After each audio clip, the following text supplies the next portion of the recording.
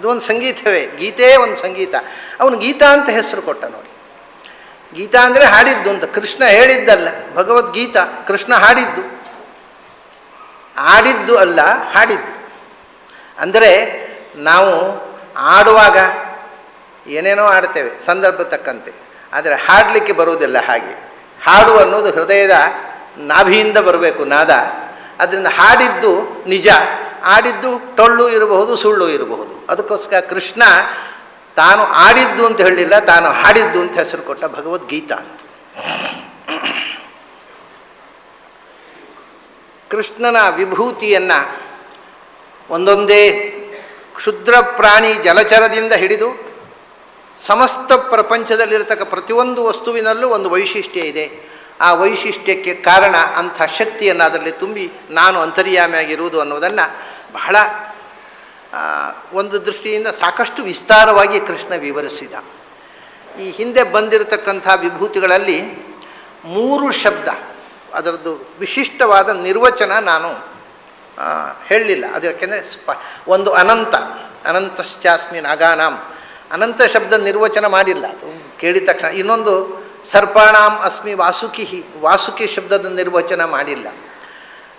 ನಿನ್ನೆ ವಿಳಂಬ ಆಯಿತು, ಆದರೂ ಒಂದು ಸಣ್ಣ ನಿರ್ವಚನ ಮಾಡಿ ಅವಸರದಲ್ಲಿ ಜಾಹ್ನವಿ ಶಬ್ದದ್ದು, ಹೀಗೆ 3 ಶಬ್ದಗಳ ಒಂದು ಸ್ಪಷ್ಟವಾದ ಎಟಿಮಾಲಜಿಯನ್ನು, ನಿರ್ವಚನವನ್ನು ಅಷ್ಟು ಕರಾರುವಾಕ್ಕಾಗಿ ನಾನು ವಿವರಿಸಿಲ್ಲ. ಅದು ಸ್ವಲ್ಪ ಆ ವಿಷಯವನ್ನು ಜಾರಿಸಿಕೊಂಡು ನಾವು ಮುಂದಿನ ವಿಷಯಕ್ಕೆ ಹೋದೆವು. ಅದು ಈ ಸಮಯದ ಒತ್ತಡದಿಂದ ಕೆಲವು ವಿಷಯಗಳನ್ನು ಬಿಟ್ಟು ಇವಾಗ ಆ 3 ಶಬ್ದಗಳನ್ನು ನಾಮ ಚಿಂತನೆಯಾಗಿ ವಿಭೂತಿ ಚಿಂತನೆಯಾಯಿತು. ನಾಮ ವಿಭೂತಿಯಾಗಿ ಹೇಗೆ ಚಿಂತನೆ ಮಾಡಬೇಕು ಆ 3 ನಾಮಗಳನ್ನು? ಆದರೆ ಅನಂತ ಅನ್ನೋದನ್ನೇನು ತೊಂದರೆ ಆಗೋದಿಲ್ಲ ಯಾರಿಗೂ ಕೂಡ. ಯಾಕೆಂದರೆ ಅನಂತ ಅಂತ ಶೇಷನ ಹೆಸರು ಮಾತ್ರ ಅಲ್ಲ, ಭಗವಂತನೇ ಅಚ್ಯುತಾಯ ನಮಃ, ಅನಂತಾಯ ನಮಃ, ಗೋವಿಂದಾಯ ನಮಃ. ಅನಂತ ಅನ್ನೋದು ಭಗವಂತನ ಹೆಸರು ಅಂತ ಎಲ್ಲರಿಗೂ ಗೊತ್ತಿದೆ. ಸತ್ಯಂ ಜ್ಞಾನಂ ಅನಂತಂ ಬ್ರಹ್ಮ, ಅದು ಅನಂತ ಅನ್ನೋದು ವೇದೋಕ್ತವಾದ ಭಗವಂತನ ಹೆಸರು.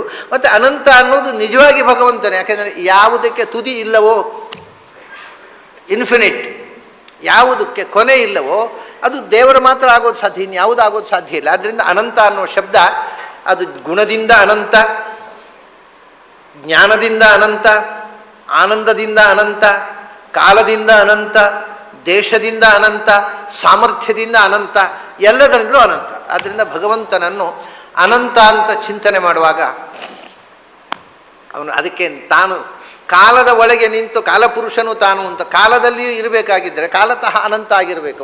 ಯಾವುದೋ ಒಂದು ಕಾಲಘಟ್ಟದಲ್ಲಿರುವವ ಇಡೀ ಕಾಲ ನಿಯಾಮಕನಾಗುವುದು ಸಾಧ್ಯ ಇಲ್ಲ. ಹಾಗೆ ಯಾವುದೋ ಒಂದು ದೇಶದಲ್ಲಿರುವವ ಇಡೀ ಎಲ್ಲವನ್ನು ನಿಯಮನ. ಆದ್ದರಿಂದ ಆಕಾಶದಂತೆ ದೇಶತಃ ಅನಂತನಾದವ, ಕಾಲದಂತೆ ಕಾಲತಃ ಅನಂತನಾದವ. ಮತ್ತು ಅವುಗಳಲ್ಲಿ ಅನಂತ ಆಗಿದ್ದರೂ ತಾವು ಅನಂತ ಅನ್ನುವ ಎಚ್ಚರ ಇಲ್ಲ ಅವುಗಳಿಗೆ. ಅನಂತತ್ವದ ಅರಿವು, ಅನಂತವಾದ ಅರಿವಿರುವವ, ಜ್ಞಾನದಿಂದ, ಆನಂದದಿಂದ, ಎಲ್ಲ ಗುಣಗಳಿಂದ ಅನಂತ ಆದವ ಮತ್ತು ಸಾಮರ್ಥ್ಯದಿಂದ. ಇದು ಕಾಲತಃ ಅನಂತ, ದೇಶತಃ ಅನಂತ ಅನ್ನೋದು ಕಾಲದೇಶಗಳಲ್ಲೂ ಇದೆ. ದೇಶವೂ ಕಾಲತಃ ಅನಂತ, ದೇಶತಃ ಅನಂತ, ಕಾಲವೂ ಕಾಲತಃ ಅನಂತ, ದೇಶತಃ ಅನಂತ. ಆದರೆ ಗುಣಗಳಿಂದ, ಸಾಮರ್ಥ್ಯದಿಂದ ಅನಂತ ಅನ್ನುವಂಥದ್ದು ಭಗವಂತನಿಗೆ ಮಾತ್ರ ಸೀಮಿತವಾದ ಅರ್ಥ. ಅಂಥ ಅನಂತನ ಚಿಂತನೆ, ಶೇಷಾಂತರ್ಯಾಮಿಯಾಗಿರತಕ್ಕ ಭಗವಂತನ ಚಿಂತನೆ. ವಾಸುಕಿ, ವಾಸ ಸುಖದಹ ಅಂತ. ವಾಸು ಅಂದರೆ ವಾಸ ಮಾಡುವುದು, ವಾಸ ಮಾಡಿ ಈ ದೇಹದಲ್ಲಿ ನೆಲೆಸಿ. ನಾವು ಪ್ರಾರ್ಥನೆ ಮಾಡ್ತಾರೆ ದಾಸರು, ಸದಾ ನನ್ನ ಹೃದಯದಲ್ಲಿ ವಾಸ ಮಾಡು ಶ್ರೀಹರಿ ಅಂತದ್ದು.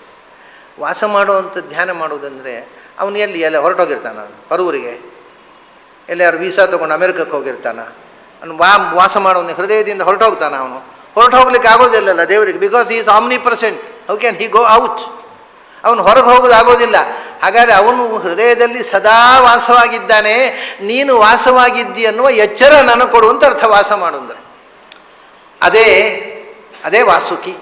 ಅಂಥ ಎಚ್ಚರ ನಮಗೆ ಬಂದ, ಅವನು ವಾಸವಾಗಿದ್ದಾನೆ, ಒಳಗೆ ಭಗವಂತ ನಿತ್ಯ ರಕ್ಷಕರಾಗಿ ನಮ್ಮೊಳಗೆ ನೆಲೆಸಿದ್ದಾನೆ ಅನ್ನುವ ಎಚ್ಚರ ಬಂದಾಗ ಅದು ಆನಂದಮಯವಾದ ಸ್ಥಿತಿ. ಮತ್ತೆ ದುಃಖ ದುಗುಡಗಳಿಲ್ಲ. ಅದನ್ನ ಅವನು ವಾಸವಾಗಿದ್ದಾನೆ ಅಂತ ತಿಳಿದಾಗ ಅವನು ನಿಜವಾಗಿ ನೆಲೆಸಿ. ಅಂದರೆ ಮೊದಲು ನಿನ್ನ ವ್ಯವಸ್ಥೆ ನೀನು ಮಾಡ್ಕೊಂಡು ನಾನು ಇದ್ದು ಏನು ಮಾಡಬೇಕಾದ್ರೆ, ಯಾಕಂದ್ರೆ ನನ್ನ ಮೇಲೆ ನಿನಗೆ ನಂಬಿಕೆ ಇಲ್ಲ, ನಾನು ಏನು ಮಾಡಬೇಕು, ಸುಮ್ಮನೆ ಕೂತಿರ್ತಾನೆ ಭಗವಂತ. ಅವನಿಗೆ ನಮ್ಮ ಯೋಗಕ್ಷೇಮವನ್ನು ಒಪ್ಪಿಸಿದಾಗ ಯೋಗಕ್ಷೇಮಂಬ ಹಮ್ಯಹಂ, ಅದನ್ನು ಯೋಗಕ್ಷೇಮದ ಹೊಣೆಯನ್ನು ಹೊತ್ತು ನಮ್ಮ ಬದುಕಿನಲ್ಲಿ ಅದು ಯೋಗಕ್ಷೇಮ ಯಾವತ್ತು ಭಗವಂತನಿಗೆ ಅರ್ಪಿಸಿದೆವೋ ಆವತ್ತೇ ದುಃಖದ ವಿರಾಮ. ಅದು ಫುಲ್ ಸ್ಟಾಪ್, ಅದು ಫುಲ್ ಸ್ಟಾಪ್, ದುಃಖದ ವಿರಾಮ. ಅದರ ನಂತರ ಬದುಕಿನಲ್ಲಿ ಬರುವ ಎಲ್ಲ ಕ್ಷಣವೂ ಆನಂದಮಯ. ಯಾಕೆಂದರೆ ಭಗವಂತನ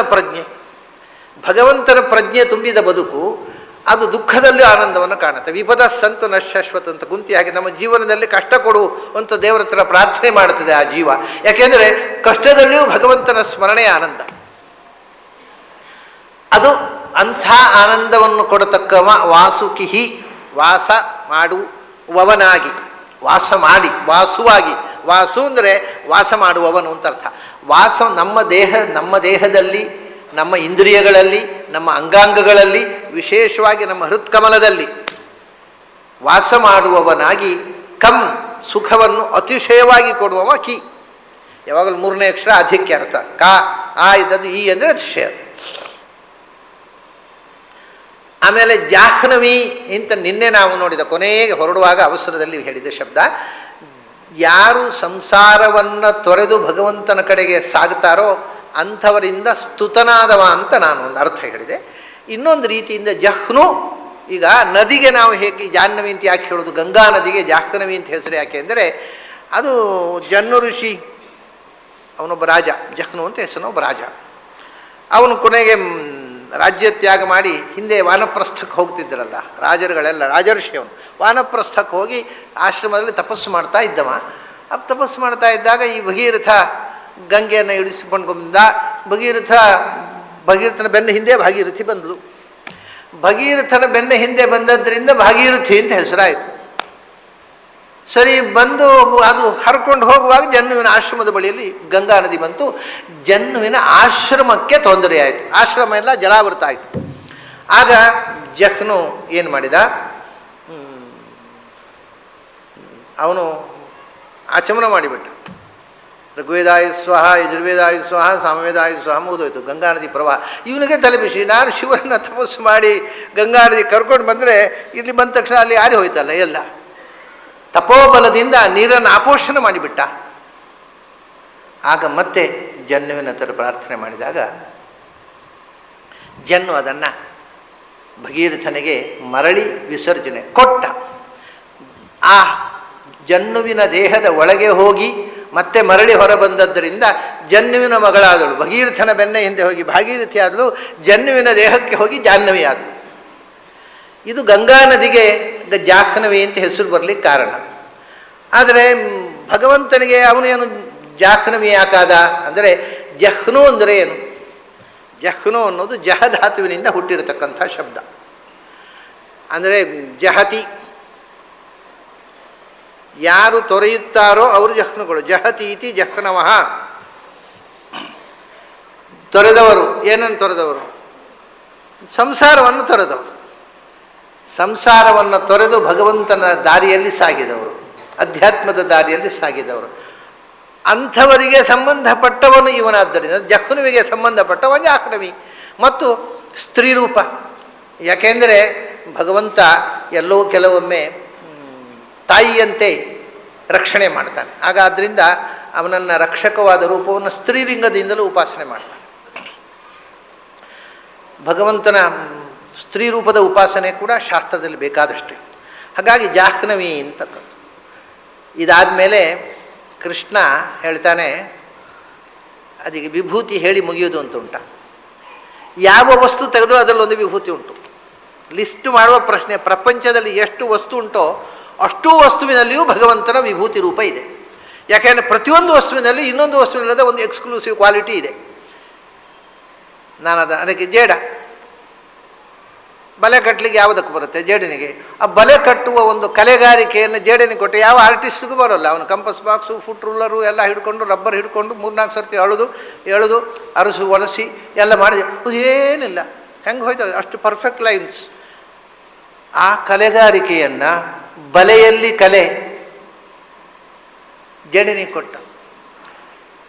ಹೂವಿನ ರಸವನ್ನು ಎಲ್ಲವನ್ನು ಹೀರಿ ಅದನ್ನು ಜೇನುವಾಗಿ ಮಾರ್ಪಡಿಸಿ ಮಧುವಾತಾರದಾಯತೆ ಮಧುಕ್ಷರಂತಿ ಸಿಂಧವ ಅಂಥ ಮಧು ರುಚಿರವಾಗಿರತಕ್ಕಂಥ ಒಂದು ಮಧುರಸವನ್ನು ಸೃಷ್ಟಿ ಮಾಡುವ ನಿರ್ಮಾಣ ಮಾಡುವಂಥ ಶಕ್ತಿ ಬರೇ ಜೇನುನೊಣಕ್ಕೆ ಕೊಟ್ಟ, ಯಾವ ಸೈಂಟಿಸ್ಟಿಗೂ ಕೊಟ್ಟಿಲ್ಲ.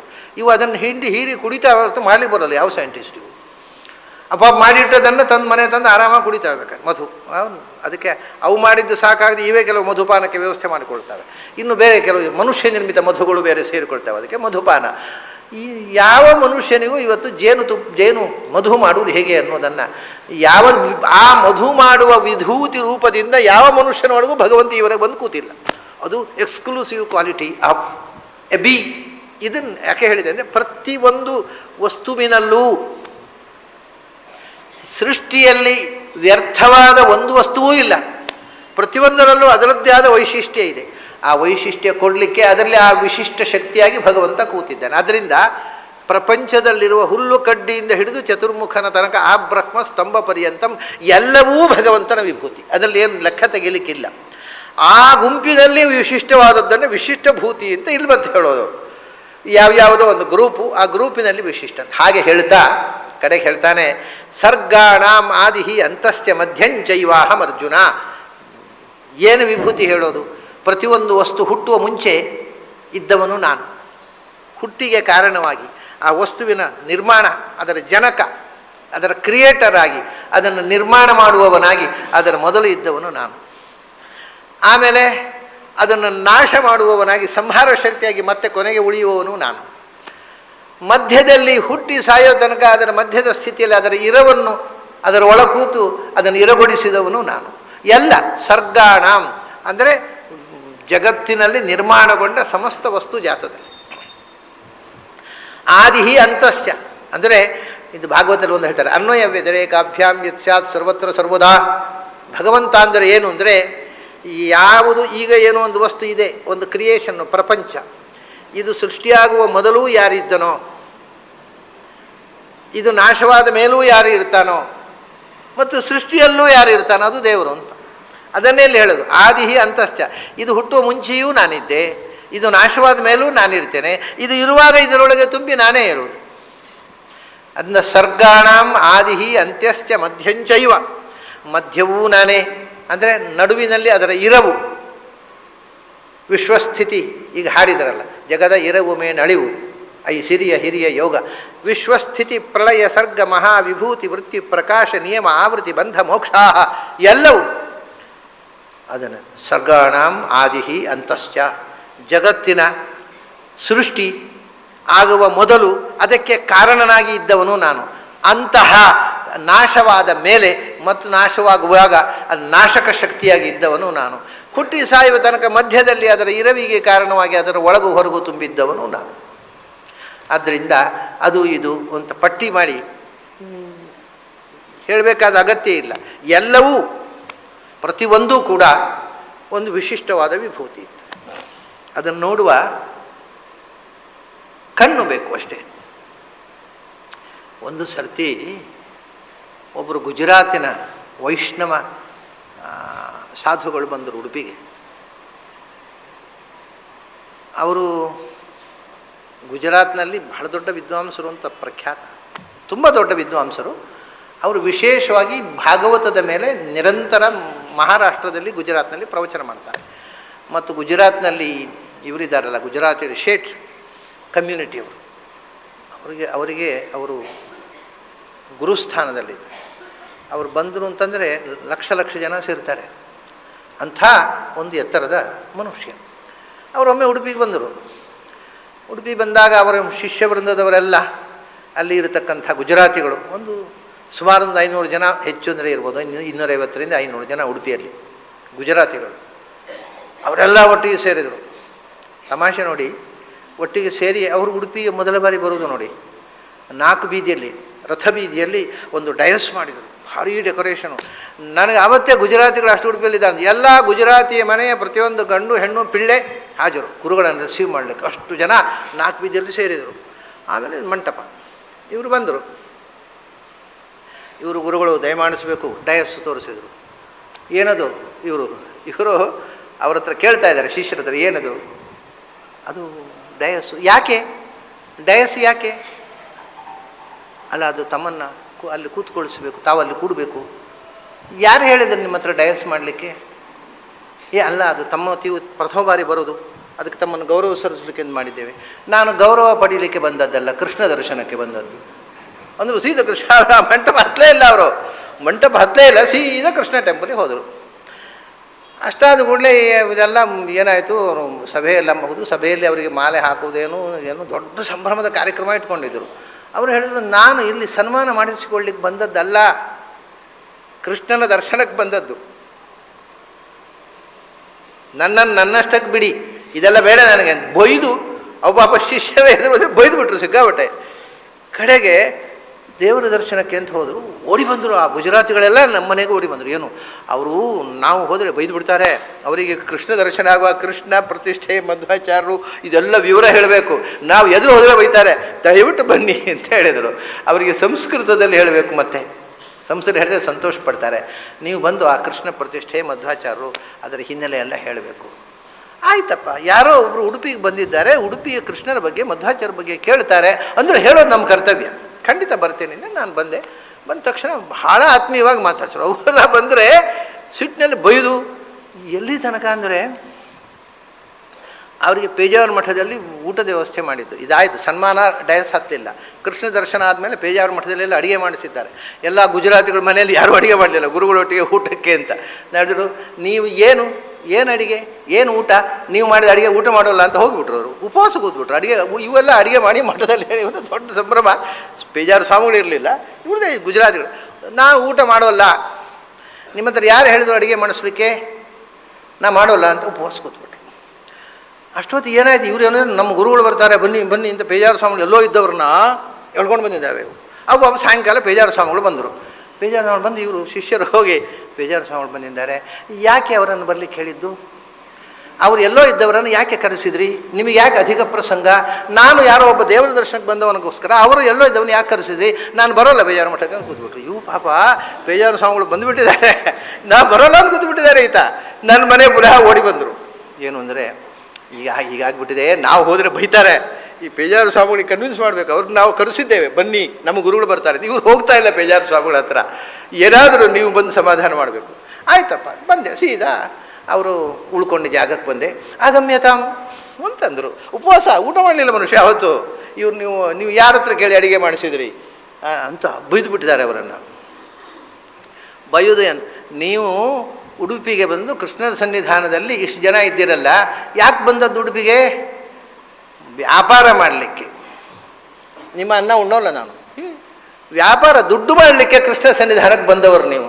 ಅನುಷ್ಠಾನ ಎಲ್ಲಿದೆ ನಿಮ್ಮಲ್ಲಿ?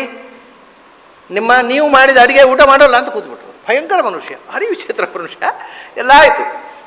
ಕಡೆಗೆ ನಾನು ಹೋದೆ, ಅಲ್ಲ ನೀವು ಹೀಗೆ ಮಾಡಿದರೆ ಹೇಗೆ, ನೀವು ಬಂದಿದ್ದೀರಿ ನಮ್ಮ ಊರಿಗೆ ಬಂದಿದ್ದೀರಿ ಅಂತ, ನೀವು ಬೇರೆ ಕಡೆಯಿಂದ ಬಂದವರು ನಮ್ಮ ಅತಿಥಿ ಅಂತ ನಿಮ್ಮನ್ನು ಸತ್ಕಾರ ಗೌರವಪೂರ್ವಕವಾಗಿ ಸ್ವಾಗತಿಸಬೇಕು ಅಂತ ಪೇಜಾವರ ಸ್ವಾಮಿಗಳು ಬಂದಿದ್ದಾರೆ, ನೀವು ಬರೋಲ್ಲ ಅಂತ ಕೂತಿದ್ದೀರಂತೆ, ಹಾಗೆ ಮಾಡಿದರೆ ಅಂತ ಕೇಳಿದೆ. ಅಯ್ಯೋ ನಾನು ಹಾಗೆ ಹೇಳಲಿಲ್ಲ, ಇವು ಅವಿವೇಕಿಗಳು, ಅವು ಪೇಜಾವರ ಸ್ವಾಮಿಗಳು ಎಲ್ಲೋ ಇದ್ದವರನ್ನು ನಮ್ಮ ಗುರುಗಳು ಬರ್ತಾರೆ ಬುರ್ರಿಂದ ಕರ್ಕೊಂಡು ಬಂದಿದ್ದಾರೆ, ನಾನು ಬಂದೆ ಅಂತ ಅವರು ಎಲ್ಲೋ ಇದ್ದವ್ರನ್ನ ಉಪದ್ರವ ಕೊಟ್ಟು ಯಾಕೆ ಕರೆಸಿದ್ರಿ ಅಂತ ಬೈದದ್ದು ಹೊರತು ನಾನು ಪೇಜಾವರ ಸ್ವಾಮಿಗಳನ್ನು ಕಾಣೋಲ್ಲ ಅಂತ ಹೇಳಲಿಲ್ಲ. ಹೋಗೋಣ ಅಂತ ನನ್ನ ಜೊತೆ ಬಂದರು. ಪೇಜಾವರ ಸ್ವಾಮಿಗಳ ದರ್ಶನ ಆಯಿತು, ಕೃಷ್ಣ ದರ್ಶನಕ್ಕೆ ಹೋಯಿತು. ಕೃಷ್ಣ ದರ್ಶನ ಆಯಿತು, ಎಲ್ಲ ಕಥೆ.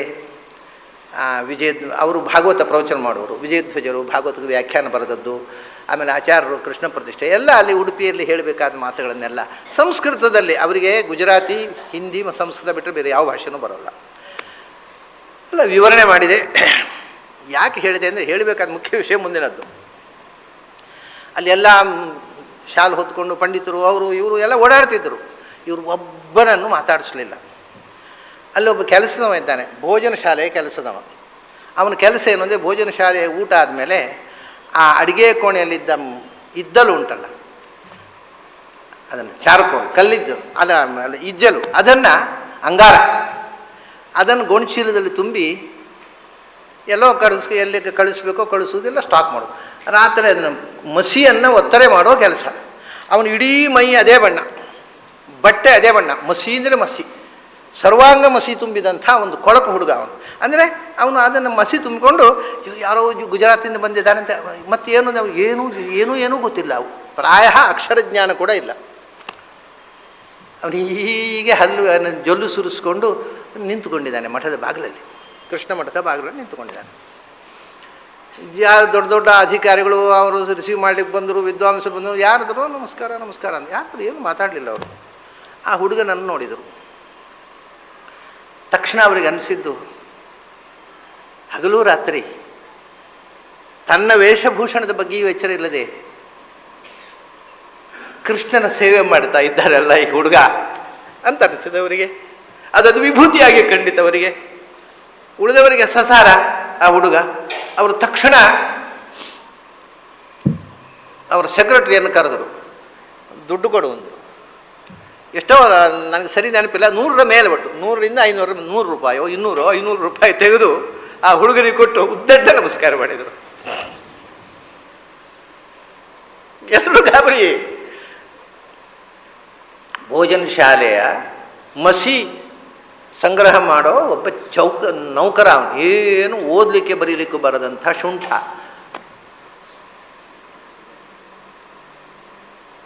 ಇವರು ನಿಜವಾಗಿ ಅಂತರಂಗದಲ್ಲಿ ತುಂಬ ಬೆಳೆದ ಚೇತನ. ಆದ್ದರಿಂದ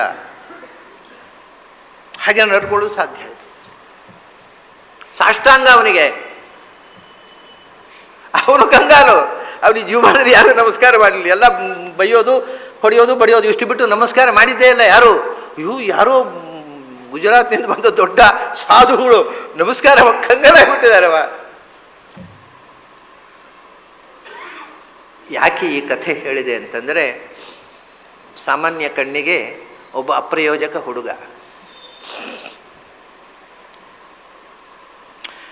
ಭಗವಂತನ ಕಣ್ಣಿಗೆ ಯಾವುದು ಅಪ್ರಯೋಜಕ ಅಲ್ಲ. ಅದನ್ನು ಭಗವದ್ ಭಕ್ತರಿಗೆ ಕಾಣುತ್ತೆ ಅಂಥ ಉಪಯೋಗ. ಅದನ್ನು ಸಮಾಜ ಯಾರನ್ನು ಅಲಕ್ಷ್ಯ ಮಾಡುತ್ತೆ ಅಂಥವ್ರನ್ನು ಭಗವದ್ಭಕ್ತರು ಗೌರವಿಸ್ತಾರೆ. ಅಂದ ಅಹಂ ಆದಿಹಿ ಸರ್ಗಾಣಾಂ ಆದಿಹಿ ಅಂತಶ್ಚ ಮಧ್ಯಂಚ ಇವ ಅಹಮೇವ, ಮಧ್ಯಂಚ ಏವ ಅಹಂ ಅರ್ಜುನ ಅಹಮೇವ. ಇನ್ಯಾರೋ ನೀನು ಒಬ್ಬ, ಹತ್ತರಲ್ಲಿ ಒಬ್ಬ ಅಲ್ಲ. ಆದಿಯಲ್ಲೂ ನಾನೇ, ಮಧ್ಯದಲ್ಲೂ ನಾನೇ, ಕೊನೆಯಲ್ಲೂ ನಾನೇ, ಇನ್ಯಾರ್ಯಾರೂ ಇಲ್ಲ. ಇದು ಈ ಮಾತು ನಿನಗೆ ಅರ್ಥ ಆಗತ್ತೆ ಅಂತ ನಿನಗೆ ಹೇಳ್ತಾ ಇದ್ದೇನೆ. ಯಾಕೆ ನೀನು ಅರ್ಜುನ. ಅರ್ಜುನ ಅಂತಂದರೆ ಬಿಳಿ ಅಂತ ಅರ್ಥ. ಬಿಳಿ ಅಂದರೆ ಸತ್ವಗುಣ. ಯಾರು ಸಾತ್ವಿಕರೋ ಅವರಿಗೆ ಈ ಮಾತು ಅರ್ಥ ಆಗತ್ತೆ. ಸಾತ್ವಿಕರಲ್ಲದವರಿಗೆ, ರಾಜಸರಿಗೆ, ತಾಮಸರಿಗೆ ಹೇಳಿದರೂ ಅರ್ಥ ಆಗೋಲ್ಲ. ಆದ್ದರಿಂದ ಹೇಳಿ ಏನು ಉಪಯೋಗ ಇಲ್ಲ. ಕೆಲವರಿಗೆ ಹೇಳಿ ಏನು ಉಪಯೋಗ ಇಲ್ಲ. ಏಕೆಂದರೆ ಹೇಳಿದರೂ ಅರ್ಥ ಆಗದೆ ಮಂದಿ ಇರ್ತಾರೆ. ಅದು ಜೀವಕ್ಕೆ ಸಂಬಂಧದ್ದು, ಪಾಂಡಿತ್ಯಕ್ಕೆ ಸಂಬಂಧಪಟ್ಟದಲ್ಲ. ತುಂಬ ಶಾಸ್ತ್ರ ಓದಿದವರಿಗೂ ಸತ್ಯ ಹೊಳೆಯೋದಿಲ್ಲ. ಯಾಕೆಂದರೆ ಅದು ಜೀವಯೋಗ್ಯತೆ. ನೀನು ಅರ್ಜುನ ಸತ್ವ ಸ್ವಭಾವದವ ಮತ್ತು ಅರ್ಜನ ಮಾಡಿದವ, ಜ್ಞಾನ ಸಂಪಾದನೆ ಮಾಡಿದವ. ನೀನು ಜ್ಞಾನಾರ್ಜನೆ ಮಾಡಿದವರಿಗೆ, ಜ್ಞಾನದ ದಾರಿಯಲ್ಲಿ ಸಾಗುವ ಸಾತ್ವಿಕರಿಗೆ ಮಾತ್ರ ಅರ್ಥವಾಗುವ ಮಾತಿವೆಲ್ಲ. ಉಳಿದವರಿಗೆ ಕಮ್ಯುನಿಕೇಟೇ ಆಗುವುದಿಲ್ಲ. ಅದನ್ನು ಮುಂದೆ ಹೇಳ್ತಾನೆ. ಅರ್ಜುನ ಆಗಬೇಕಾದ್ರೆ ಏನಾಗಬೇಕು? ಅರ್ಜನ ಮಾಡಬೇಕು. ಏನು ಅರ್ಜನ ಮಾಡಬೇಕು? ಅಧ್ಯಾತ್ಮ ವಿದ್ಯಾನಾಂ ವಾದ ಪ್ರವದತಾಂ ಅಹಂ. ನಾನು ವಿದ್ಯೆಗಳಲ್ಲಿ ವಿಭೂತಿ. ನಾನು ಯಾವ ವಿದ್ಯೆಗಳಲ್ಲಿ ವಿಭೂತಿ? ಯಾವ ವಿಭೂತಿ? ಅಧ್ಯಾತ್ಮ ವಿದ್ಯೆ. ವಿದ್ಯೆಗಳಲ್ಲಿ ಅಧ್ಯಾತ್ಮ ವಿದ್ಯೆಯಲ್ಲಿ ನನ್ನ ವಿಶೇಷ ಸನ್ನಿಧಾನ ಅಂದ. ಅಧ್ಯಾತ್ಮ ವಿದ್ಯೆ ಎಂದರೆ ಏನು? ಬಹಳ ವಿಚಿತ್ರ ನೋಡಿ. ಅಧ್ಯಾತ್ಮ ವಿದ್ಯೆ ಎಂದರೆ ಎಲ್ಲವೂ ಸೇರಿತು. ಅಧ್ಯಾತ್ಮ ವಿದ್ಯೆ ಅನ್ನೋ ಶಬ್ದದಲ್ಲಿ ಅದು ಒಂಥರ ಆಲ್ ಕವರಿಂಗ್, ಒಂಥರ ಎಲ್ಲವನ್ನು ಒಳಗೊಂಡಿರತಕ್ಕಂಥ ಕಾಂಪ್ರಿಹೆನ್ಸಿವ್ ಎಲ್ಲ. ಆತ್ಮ ಅಂದರೆ ಪಂಚಭೂತಗಳಿಂದ ನಿರ್ಮಾಣವಾದ ಈ ಶರೀರ ಸ್ಥೂಲವಾಗಿ. ಆದ್ದರಿಂದ ಅಧ್ಯಾತ್ಮ ವಿದ್ಯೆ ಅಂದರೆ ದೇಹಶಾಸ್ತ್ರ, ಫಿಸಿಯಾಲಜಿ ಅಷ್ಟೇ ಅಲ್ಲ, ಭೌತಶಾಸ್ತ್ರವೂ ಹೌದು, ಫಿಸಿಕ್ಸ್. ಪಂಚಭೂತಗಳಿಂದ ನಿರ್ಮಾಣವಾದ ಫಿಸಿಕ್ಸು ಹೌದು, ಕೆಮಿಸ್ಟ್ರಿ ಹೌದು, ಫಿಸಿಯಾಲಜಿ. ಆತ್ಮ ಅಂದರೆ ಪಂಚಭೂತಗಳಿಂದ ನಿರ್ಮಾಣವಾದಂಥ ಈ ದೇಹ, ಅದಕ್ಕೆ ಸಂಬಂಧಪಟ್ಟದ್ದು ಅಧ್ಯಾತ್ಮ. ಅಂದರೆ ಫಿಸಿಯಾಲಜಿ ಅಂತ ತಗೊಳ್ಳಿ, ಸುಲಭ. ಫಿಸಿಕ್ಸು, ಕೆಮಿಸ್ಟ್ರಿ, ಫಿಸಿಯಾಲಜಿ ಎಲ್ಲ ಬಂತು. ಆಮೇಲೆ ಆತ್ಮ ಅಂದರೆ ಈ ದೇಹದ ಒಳಗಿರ್ತಕ್ಕಂಥ ಮೈಂಡು, ಮನಸ್ಸು, ಆತ್ಮ ಮನಃ, ಮನ ಏವ ಮನುಷ್ಯಾಣಂ ಕಾರಣಂ. ಅಧ್ಯಾತ್ಮ ಅಂದರೆ ಸೈಕಾಲಜಿ, ಫಿಸಿಯಾಲಜಿ ನಂತರ ಸೈಕಾಲಜಿ, ಮನಃಶಾಸ್ತ್ರ, ಅದು ಅಧ್ಯಾತ್ಮದಲ್ಲಿ ಸೇರಿತು. ಇದನ್ನು ಬಿಟ್ಟು ಕೇವಲ ಆಮೇಲೆ ಆತ್ಮ ಅಂದರೆ ಮನಸ್ಸನ್ನ ಮೂಲಕ ಅನುಭವಿಸುವ ಜೀವ. ಆದ್ದರಿಂದ ಅಧ್ಯಾತ್ಮ ಅಂದರೆ ಜೀವ ವಿಜ್ಞಾನ, ಸ್ಪಿರಿಚುವಲ್ ಸೈನ್ಸ್. ಅದೇನು ಇಂಗ್ಲೀಷ್ನಲ್ಲಿ ಸುಮ್ಮನೆ ಶಬ್ದ ಹೇಳೋದು, ಸರಿಯಾದ ಶಬ್ದ ಇಲ್ಲ ಅದಕ್ಕೆಲ್ಲ. ಅದು ನೀವು ಇಂಗ್ಲೀಷ್ನಲ್ಲಿ ಒಂದು ಶಬ್ದ ಹೇಳೋದಷ್ಟೇ.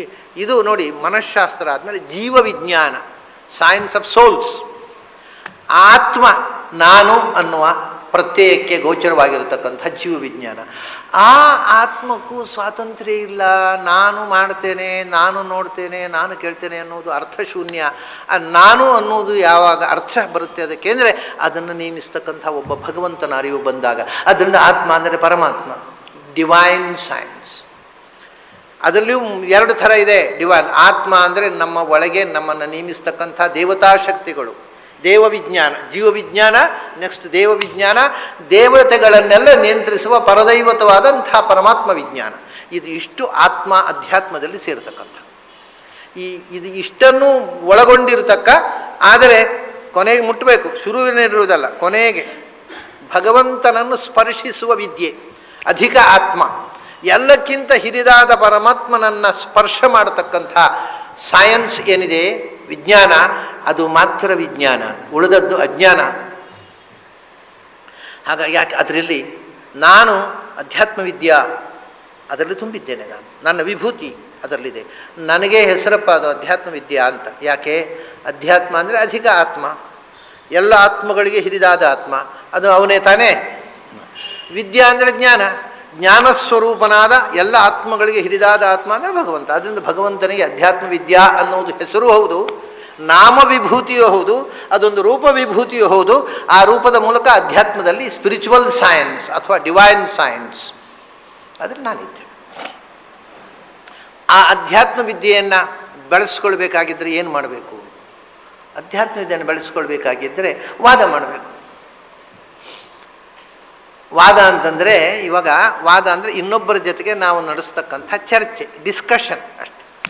ಆದರೆ ವಾದದಲ್ಲಿ ಅನೇಕವಿದೆ. ಏನಂದರೆ ವಾದ, ಜಲ್ಪ, ವಿತಂಡ, ಇನ್ನೊಬ್ಬರನ್ನು ಸೋಲಿಸಲಿಕ್ಕೋಸ್ಕರ ಮಾಡತಕ್ಕಂಥ ವಾದ ಇದೆಯಲ್ಲ, ಅದಕ್ಕೆ ಜಲ್ಪ ವಿತಂಡ ಅಂತ ಹೇಳ್ತಾರೆ. ವಾದ ಅಂತಂದರೆ ಸೋಲಿಸುವುದಕ್ಕೋಸ್ಕರ ಅಲ್ಲ, ವಿಷಯವನ್ನು ತಿಳಿಯುವುದಕ್ಕೋಸ್ಕರ ಮಾಡುವ discussion. It's only for the sake of knowledge, not to defeat others. ಇನ್ನೊಬ್ಬರನ್ನು ಸೋಲಿಸುವ ಪ್ರಶ್ನೆಯೇ ಇಲ್ಲ ಇದರಲ್ಲಿ. ಇಲ್ಲಿ ಸೋಲು ಕೂಡ ಗೆಲುವು. ನಾವು ಚರ್ಚೆ ಮಾಡುವಾಗ ನಮ್ಮ ಸ್ನೇಹಿತ ಒಬ್ಬ, ನಮ್ಮ ಜೊತೆಗೆ ಇರತಕ್ಕಂಥ ಒಬ್ಬ ಹುಡುಗ, ನಮ್ಗಿಂತ ಚಿಕ್ಕ ವಯಸ್ಸಿನವ ಇರಬಹುದು, ಅವನು ಒಂದು ವಿಷಯ ಹೇಳಿದ. ಓಹ್, ಇಟ್ ವಾಸ್ ರಿವೀಲಿಂಗ್. ನನಗೆ ಹೊಳೆದೇ ಇರಲಿಲ್ಲ, ನನಗೆ ಹೊಳೆಯಿತು ಅವನಿಂದಾಗಿ. ಅದು ಸೋಲಲ್ಲ. ಅವನು ಹೇಳಿದ ನನಗೆ ಗೊತ್ತಿರಲಿಲ್ಲ, ಸೋತೆ ಅಲ್ಲ, ಅದು ನನ್ನ ಜಯ. ಯಾಕೆಂದ್ರೆ ಒಂದು ಹೊಸ ವಿಷಯ ಸಿಕ್ಕಿತು ನನಗೆ. ಸೊ ಇಟ್ ಇಸ್, ಅಲ್ಲಿ ಸೋಲು ಗೆಲುವಿನ ಪ್ರಶ್ನೆ ಇಲ್ಲ, ಅರಿವಿನ ಪ್ರಶ್ನೆ. ನಿಜವಾಗಿ ತಿಳಿಯಬೇಕು ಅನ್ನುವರು ಮಾಡಬೇಕಾದ್ದು ವಾದ.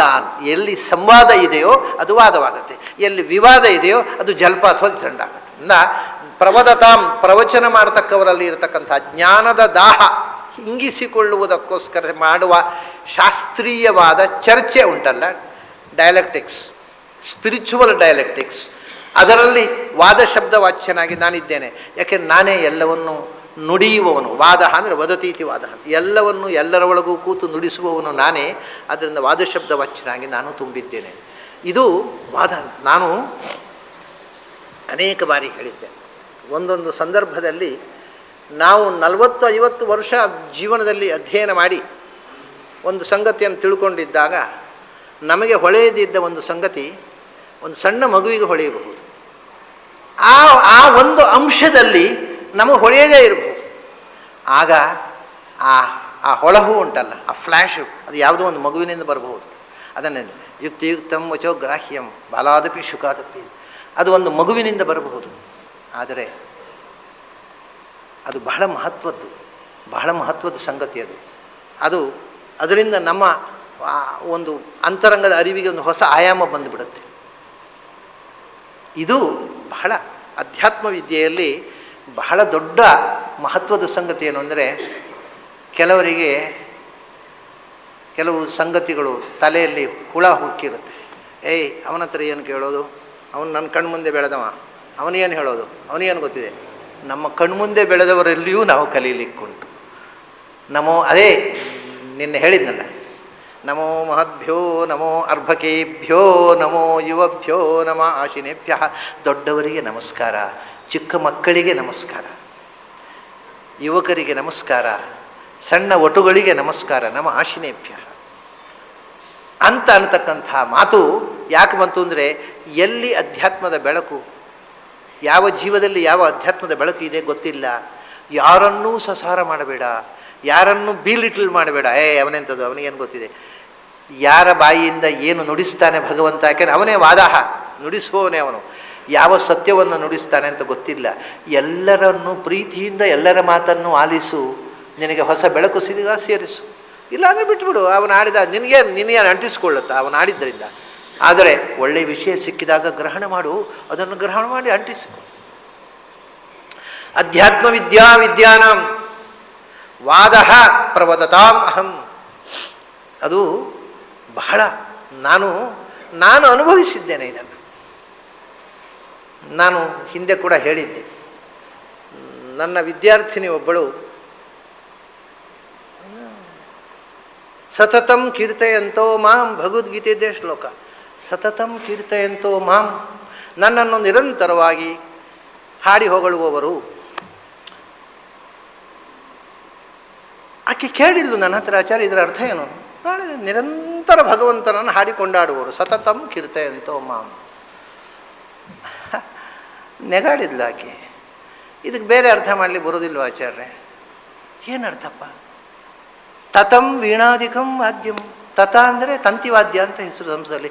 ಸತತಂ ಅಂದರೆ ತಂತಿವಾದ್ಯದಲ್ಲಿ ವೀಣೆ ತಂಬೂರಿ ಹಿಡಿದು ನಾರದರು, ಸಪ್ತತಂತ್ರಿ ನಾರದರ ಹಾಗೆ ತಂತಿವಾದ್ಯ ಹಿಡಿದು ಭಗವಂತನನ್ನು ಒಲಿಸುವವರು ಅಂತ ಅರ್ಥ ಮಾಡೋದ್ರಿಗೆ ಬರೋದಿಲ್ಲ. ಬರುತ್ತೆ ತಾಯಿ, ನೀನು ನನ್ನ ವಿದ್ಯಾರ್ಥಿನಿ, ಆದರೆ ಈ ಶ್ಲೋಕದ ಮಟ್ಟಿಗೆ ನೀನು ನನ್ನ ಗುರು ಅಂತ ಹೇಳಿದೆ. ನಿಜವಾಗಿ ಆ ಅರ್ಥ ಮೊದಲು ನನಗೆ ಹೊಳೆದಿರಲಿಲ್ಲ, ಅದು ಆಕೆ ಹೇಳಿದ ಮೇಲೆ ನನಗೆ ಹೊಳೆಯಿತು. ಹೇಳಿದೆ, ನೀನು ನನಗೆ ಗುರು. ಯಾಕೆಂದರೆ ಇಂಥ ಅಪೂರ್ವ ಅರ್ಥ ಹೊಳೆಯುತ್ತಲ್ಲ, ಜನ್ಮಾಂತರದ ಭಾಗ್ಯ. ಅಂಥ ಎತ್ತರದಲ್ಲಿ ಇರತಕ್ಕಂಥ ಹೆಣ್ಮಗಳು ನೀನು, ನಿನಗೆ ಹೊಳೆಯಿತು. ಅದು ನಿನ್ನ ಪುಣ್ಯ, ನನ್ನ ಪುಣ್ಯ. ನೀನು ನನಗೆ ವಿದ್ಯಾರ್ಥಿನಿಯಾಗಿರುವುದು ನನ್ನ ಪುಣ್ಯ. ಯಾಕೆಂದರೆ ನನಗೆ ಪಾಠ ಹೇಳಬಲ್ಲ ಒಬ್ಬ ವಿದ್ಯಾರ್ಥಿನಿ ನನಗೆ ಸಿಕ್ಕಿದ್ಲು ಅನ್ನೋದು ನನ್ನ ಭಾಗ್ಯ ಅಂತ ಹೇಳಿ. ಹೊಳಹು ಯಾವ ಸಣ್ಣ ಮಕ್ಕಳಿಂದ ಬರಬಹುದು, ಆದರೆ ಗೊತ್ತಿರೋದಿಲ್ಲ ಜನಕ್ಕೆ. ಅವರು ಹಾಗೆ, ಇವರು ಹೀಗೆ, ಇಂಥ ದರಿದ್ರ ಬುದ್ಧಿಯಿಂದಾಗಿ ಜ್ಞಾನದ ಮಾರ್ಗಕ್ಕೆ ಬಾಗಿಲು ಹಾಕ್ಕೊಂಡು ನಾವು ಅಧ್ಯಾತ್ಮವಾದಿಗಳು ಅಂತ ಕೂತು ಬಿಡ್ತಾವೆ ಕೆನ್ನೆ ತಟ್ಟಿಕೊಂಡು. ಏನು ಉಪಯೋಗ ಇಲ್ಲ, ಉದ್ಧಾರ ಆಗುವ ದಾರಿಯೇ ಅಲ್ಲ. ಅಧ್ಯಾತ್ಮ ವಿದ್ಯಾನಾಂ ವಾದ ಪ್ರವದತಾಂ ಅಹಂ. ಆಮೇಲೆ ಹೇಳ್ತಾನೆ, ಅಕ್ಷರಾಣಾಂ ಅಕಾರೋಸ್ಮಿ ದ್ವಂದ್ವ ಸಮಾಸಿಕ ಅಕ್ಷರಾಣಾಂ ಅಕಾರೋಸ್ಮಿ. ಹಿಂದೆ ಶಬ್ದಗಳಲ್ಲಿ ಓಂಕಾರ ಅಂತ, ಏಕಾಕ್ಷರ. ಶಬ್ದಗಳಲ್ಲಿ ಓಂಕಾರ, ಅಕ್ಷರಗಳಲ್ಲಿ ಅಕಾರ. ಅಕ್ಷರಾಣಾಂ ಅಕಾರೋಸ್ಮಿ. ಯಾಕೆಂದರೆ ಒಂದು ಅಹ ಇತಿ ಬ್ರಹ್ಮ ತತ್ರಾಗತಂ ಅಹಮಿತಿ.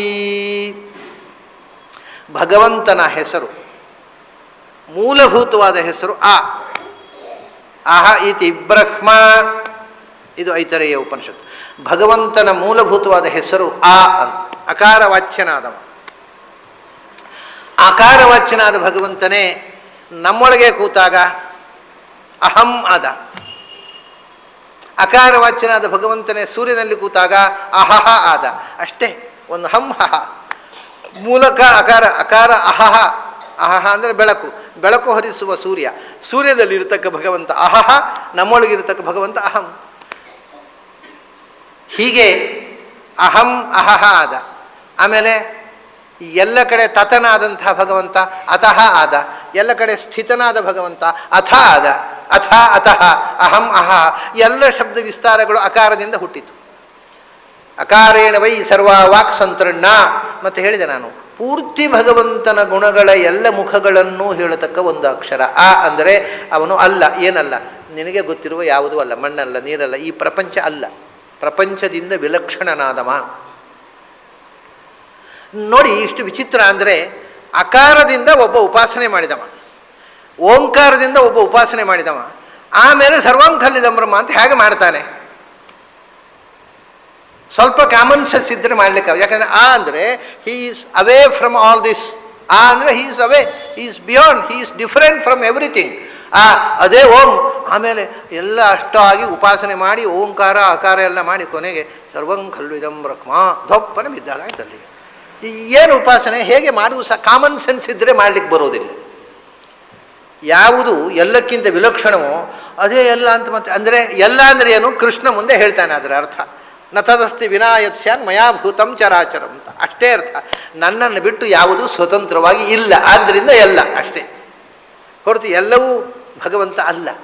ಅಂದ ಎಲ್ಲವೂ ಭಗವಂತ ಅಲ್ಲ, ಅವನು ಎಲ್ಲಕ್ಕಿಂತ ಬೇರೆ. ಯಾಕೆಂದರೆ ಈ ಪ್ರಪಂಚದಲ್ಲಿರತಕ್ಕಂಥ ದೋಷಗಳು, ದುರ್ಗುಣಗಳು, ಸತ್ವರಜಸ್ತಮೋ ಗುಣಗಳು, ಅಲ್ಪತೆ, ಅಸ್ವಾತಂತ್ರ್ಯ, ದುಃಖ, ಅಜ್ಞಾನ, ದಾರಿದ್ರ್ಯ ಯಾವುದೂ ಅವನಲ್ಲಿ ಇಲ್ಲ. ಅವನು ಅಲ್ಲ, ಅವನಲ್ಲಿ ಇಲ್ಲ. ಆದ್ದರಿಂದ ಮತ್ತೆ ಈ ಪ್ರಪಂಚದಲ್ಲಿರತಕ್ಕಂಥ ಎಲ್ಲ ದೋಷಗಳಿಗೆ ವಿರುದ್ಧವಾದ ಎಲ್ಲ ಗುಣಗಳು ಅವನಲ್ಲಿ ಇವೆ. ಹಾಗಾಗಿ ಎಲ್ಲ ಬಂತಲ್ಲ, ಸರ್ವಗುಣ ಪೂರ್ಣತ್ವ, ಸರ್ವದೋಷ ದೂರತ್ವ, ಸರ್ವ ವಿಲಕ್ಷಣತ್ವ, ಇದು ಅಕಾರದ ಅರ್ಥ. ಭಗವಂತನನ್ನು ಒಟ್ಟು ಎಲ್ಲ ಶಾಸ್ತ್ರಗಳು ಹೇಳೋದು ಇಷ್ಟೇ. ಅವನು ಸರ್ವ ವಿಲಕ್ಷಣ, ಸರ್ವದೋಷ ದೂರ, ಸರ್ವಗುಣ ಪೂರ್ಣ, ಇದು ಅಕಾರದ ಅರ್ಥ. ಹಾಗಾಗಿ ಅಕಾರದಿಂದ ಹೇಳದ ಯಾವ ಸಂಗತಿಯನ್ನು ಯಾವ ಶಾಸ್ತ್ರವೂ ಹೇಳೋಲ್ಲ. ಭಗವಂತನ ಮೂಲಭೂತವಾದ ಒಂದು ಅಕ್ಷರ. ಇನ್ನೊಂದೇನು ಅಂದರೆ ಇನ್ನೊಂದು ಶಾಸ್ತ್ರ ಹೇಳ್ತಾರೆ, ಭಗವಂತನ ಎಕ್ಸ್ಕ್ಲೂಸಿವ್ ನೇಮು ಅಂತದ್ದು. ಈಗ ಭಗವಂತನಿಗೆ ವಿಷ್ಣು, ನಾರಾಯಣ, ಹರಿ, ಕೃಷ್ಣ, ಕೇಶವ, ವೈಕುಂಠ, ಅದು ಏನು ಅಂದರೆ ದೇವರ ಹೆಸರು ನಾವು ನಮ್ಮ ಮಕ್ಕಳಿಗೂ ಇಡ್ತೇವೆ. ಅದು ದೇವರ ಎಕ್ಸ್ಕ್ಲೂಸಿವ್ ಹೆಸರಾಗಿ ಉಳಿದಿಲ್ಲ. ನಾವು ದೇವರ ಹೆಸರು ನಮ್ಮ ಮಕ್ಕಳಿಗೂ ಬೇಕು ಅಂತ ನಾವು ಇಡ್ತೇವೆ. ಭಗವಂತನೇ ಇತರರಿಗೆ ನೀವು ಬಳಸಿಕೊಳ್ಳಿ ಅಂತ ತಮ್ಮ ಹೆಸರನ್ನ ದೇವತೆಗಳಿಗೆ ಕೊಟ್ಟಿದ್ದಾನೆ. ಆದರೆ ಭಗವಂತ ಅಕಾರವನ್ನು ಯಾರಿಗೂ ಕೊಡಲಿಲ್ಲ. ಅಂದರೆ ಅವನೇ, ಇನ್ಯಾರೂ ಹಾಗೆ ಹೆಸರಿಡೋದೇ ಇಲ್ಲ. ಮಕ್ಕಳಿಗೆ ಅಪ್ಪಂದಿರು ಇಡೋಲ್ಲ, ದೇವತೆಗಳಿಗೆ ಯಾರೂ ಇಟ್ಟಿಲ್ಲ. ಉ ಮಾ ಅನ್ನೋದು it's an exclusive name of God, the most meaningful name of God, then first name of God and first letter of alphabet. ಎಲ್ಲ ಕಾರಣದಿಂದ ಅಕಾರ ಅನ್ನೋದು ವಿಶಿಷ್ಟವಾಗಿರತಕ್ಕಂಥದ್ದು. ಎಲ್ಲ ಅರ್ಥಗಳನ್ನು ಒಳಗೊಂಡಂಥ, ಎಲ್ಲ ಅಕ್ಷರಗಳ ಅರ್ಥವನ್ನು ಒಳಗೊಂಡ ಒಂದು ಮಹಾಕ್ಷರ ಅದು. ಆದ್ದರಿಂದ ನಾನು ಅಕಾರದಲ್ಲಿ ವಿಭೂತಿಯಾಗಿ ತುಂಬಿದ್ದೇನೆ. ನಾನು ಅಕಾರ ಅಕಾರ ಅಂದರೆ ಆ ಅಂತ ಕರೆಸಲ್ಪಡುವವ, ಆ ಅನ್ನುವ ಅಕ್ಷರದಿಂದ ಕರೆಯಲ್ಪಡುವವನಾಗಿ ಅಕಾರದಲ್ಲಿ ವಿಭೂತಿಯಾಗಿದ್ದೇನೆ. ಆಮೇಲೆ ಹೌದು, ಅಕ್ಷರ ಶಬ್ದ ಆಯಿತು, ಒಂದು ಶಬ್ದ, ಎರಡು ಶಬ್ದ ಸೇರಿ ಸಮಾಸ, ಸಮಸ್ತ ಪದ ಆಯಿತು. ಅದಕ್ಕೆ ಈಗ ಅಕ್ಷರದ್ದಾಯಿತು, ಆ ಶಬ್ದ ಓಂ ಆಯಿತು, ಒಂದು ಶಬ್ದ. ಶಬ್ದಗಳು ಸೇರಿ ಕಾಂಪೌಂಡ್ ವರ್ಡ್, ಸಮಾಸ, ಕಾಂಪೌಂಡ್ ವರ್ಡ್ ಆಗುತ್ತೆ. ಸಮಾಸದಲ್ಲಿ ನಿನ್ನದೇ ಅಂಥದ್ದು ಕಾರ್ಯಕ್ರಮ. ನಿಮ್ದು ಅಕ್ಷರದಲ್ಲಿ ಶಬ್ದ ಇಲ್ಲ, ಸಮಾಸದಲ್ಲಿ ಏನು ಕಾರ್ಯಕ್ರಮ ಇಲ್ಲ, ಅದು ನಾವೇ ಮಾಡೋದು. ಸಮಾಸ, ವಿಗ್ರಹ ಅದು ನಾವೇ ಮಾಡೋದು. ವಿಗ್ರಹ ಜಗಳ, ವಿಗ್ರಹ ಸಮಾಸ ನಮ್ಮದೇ ಕಾರ್ಯಕ್ರಮ. ನಿಂದೇನು ಪಾತ್ರ ಅದರಲ್ಲಿ? ನಂದು ಪಾತ್ರ ಉಂಟು ಅದರಲ್ಲಿ. ದ್ವಂದ್ವ ಸಾಮಾಸಿಕ ಸ್ಯಚ ಅಂತ ಸಮಾಸಗಳಲ್ಲಿ ನಾನು ಒಂದು ವಿಭೂತಿ. ಯಾವುದು? ದ್ವಂದ್ವ ಸಮಾಸದಲ್ಲಿ ನನ್ನ ವಿಶೇಷ ಸನ್ನಿಧಾನ ಅಂತ. ಯಾಕೆ ಗೊತ್ತಾ? ಒಳ್ಳೆ ತಮಾಷೆ ಇದು. ಸಮಾಸಗಳಲ್ಲಿ ಎಲ್ಲಿ ಯಾವುದೇ ಸಮಾಸ ನೀವು ತಗೊಂಡ್ರು ಅದರಲ್ಲಿ ಎರಡು ಶಬ್ದ ಇರಬೇಕಾ ಸಮಾಸ ಅಂತ ಆಗಬೇಕಾದ್ರೆ? ಒಂದು ಶಬ್ದದಿಂದ ಒಂದು ಸಮಾಸ ಆಗೋದಿಲ್ಲ, ಎರಡು ಶಬ್ದ ಬೇಕು. ಕಡೆಗೆ ಶಬ್ದ ಅಲ್ಲದಿದ್ರೆ ಒಂದು ಪ್ರತ್ಯಯ ಆದರೂ ಸೇರುತ್ತೆ ಅದು ಮೂಲ ಶಬ್ದಕ್ಕೆ. ಯಾಕೆಂದರೆ ಈಗ ಶರೀರಂ ಅಸ್ಯಾಸ್ತಿ ಇದು ಶರೀರ, ಇಲ್ಲಿ ಒಂದೇ ಶಬ್ದ, ಅಲ್ಲಿ ಅಚು ಪ್ರತ್ಯಯ ಸೇರಿತು, ಒಂದು ಟಚ್ ಪ್ರತ್ಯಯ, ಅದನ್ನ ಮತ್ವರ್ಥೀಯ ಅಚು ಅಂತ. ಅಲ್ಲಿ ಶರೀರವಾನ್ ಅನ್ನೋ ಅರ್ಥದಲ್ಲಿ ಒಂದು ಅಕಾರ ಎಕ್ಸ್ಟ್ರಾ ಸೇರಿ ಶರೀರ ಅಂತ ಆದದ್ದು. ಹೀಗೆ ಏನೋ ಒಂದು ಕಡೆ ಒಂದು ಪ್ರತ್ಯಯದ ಒಂದು ಅಕ್ಷರ ಆದರೂ ಸೇರುತ್ತೆ ಸಮಾಸ ಮಾಡುವಾಗ. ಸಹಜವಾಗಿ ಎರಡು ಶಬ್ದಗಳು ಇರ್ತವೆ, ಎರಡಕ್ಕಿಂತ ಹೆಚ್ಚು ಶಬ್ದ ಇರ್ಬೋದು, ಮೂರು ಶಬ್ದದ ಸಮಾಸ ಇರ್ಬೋದು, ಅದು ಬೇರೆ. ಎರಡು ಮಿನಿಮಮ್ ಒಂದಕ್ಕಿಂತ ಹೆಚ್ಚು ಶಬ್ದಗಳಿರಬೇಕಾ? ಈಗ ಒಂದು ಅಕ್ಷರ, ಒಂದಕ್ಕಿಂತ ಹೆಚ್ಚು ಅಕ್ಷರ ಇದ್ದ ಶಬ್ದ, ಒಂದಕ್ಕಿಂತ ಹೆಚ್ಚು ಶಬ್ದ ಇರುವುದು ಸಮಾಸ. ಅದರಲ್ಲಿ ಯಾವುದು ಸಮಾಸದಲ್ಲಿ ಬೆಸ್ಟ್ ಸಮಾಸ ಯಾವುದು? ಅವನು ಹೇಳ್ತಾನೆ, ಎಲ್ಲ ಸಮಾಸಗಳಲ್ಲಿ ಒಂದು ಡಿಫೆಕ್ಟ್ ಇದೆ. ಈಗ ನೀವು ಏನು ಅಂದರೆ ರಾಜಪುರುಷ, ರಾಜಪುರುಷ, ರಾಜಪುರುಷ ಅಂದರೆ ರಾಜನಿಗೆ ಸಂಬಂಧಪಟ್ಟ ಪುರುಷ. ಆ ರಾಜ ಅನ್ನೋದಲ್ಲಿ ಇಂಪಾರ್ಟೆಂಟ್ ಅಲ್ಲ, ಪುರುಷ ಇಂಪಾರ್ಟೆಂಟ್. ಎರಡು ಶಬ್ದದಲ್ಲಿ ಒಂದು ಶಬ್ದ ರಿಲೇಷನ್ನನ್ನು ಹೇಳುವಂಥದ್ದು, ಅದೇನು ಅಲ್ಲಿ ಮುಖ್ಯ ಅಲ್ಲ. ಹಾಗೆ ನೀವು ಯಾವುದು ಬೇಕಾದ್ರೆ ತಗೊಳ್ಳಿ. ಇವನು ಗೃಹಸ್ಥ, ಗೃಹಸ್ಥ ಅಂದರೆ ಅಲ್ಲಿ ಗೃಹ ಇಂಪಾರ್ಟೆಂಟ್ ಅಲ್ಲ, ಸ್ಥಾ ಇಂಪಾರ್ಟೆಂಟ್. ಮನೆಯಲ್ಲಿ ಇರುವವ, ಈಗ ಈ ಮನೆಯಲ್ಲಿ ಯಾರು ಗೃಹಸ್ಥರು, ಯಜಮಾನರು ಯಾರು ಅಂತ, ಅದು ಇದೇ ಗೃಹ ಅಲ್ರಿ. ಗೃಹ ಅಲ್ಲ, ಗೃಹಸ್ಥ ಯಾರು ಅಂತ. ನಮ್ಮ ಗೃಹ ಬೇಡ, ಗೃಹ ಗೃಹ ಪೂರಕವಾಗಿ ಬಂದದ್ದು, ಅದಕ್ಕೆ ಅಲ್ಲಿ ಮುಖ್ಯ ಅರ್ಥ ಇಲ್ಲ. ಇನ್ನು ಕೆಲವಂತೂ ಆ ಎರಡು ಶಬ್ದವೂ ಮುಖ್ಯ ಬಹುವ್ರೀಹಿಯಲ್ಲಿ.